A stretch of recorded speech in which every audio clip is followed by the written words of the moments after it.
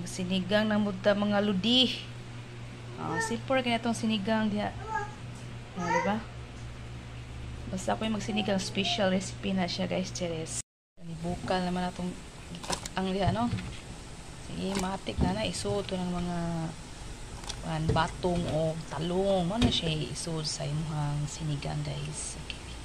Nato ng butangan diag limo, no? Para okay kayo yung lasa. Dili siya marimahong langsa ba. So butangan ko naglimon dira guys. Okay. Na-check din ha, no? Yan siya guys. Tanaw na to. O, matalata na siya. So diha ang bangos. Okay. Okay, nibukal na siya guys.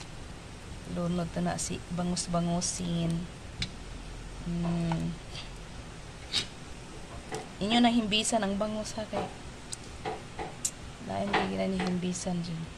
Dapat lagyan ng sinigang. Oh, diba? So, ikaw na bahala kung saan mo pagpalami. Daghanan ba naman sinigang? Ima, tilaw-tilawan din ha. Okay?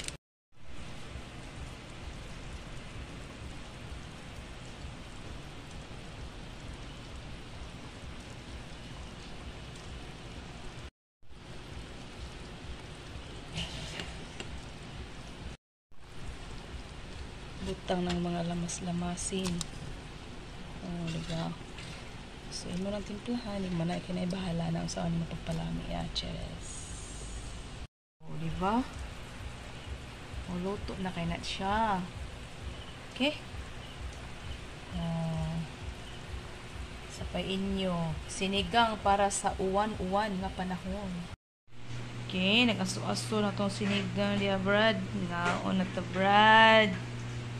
Mga sista, mga tanang naas followers din ha, mga una ta, Chelsea.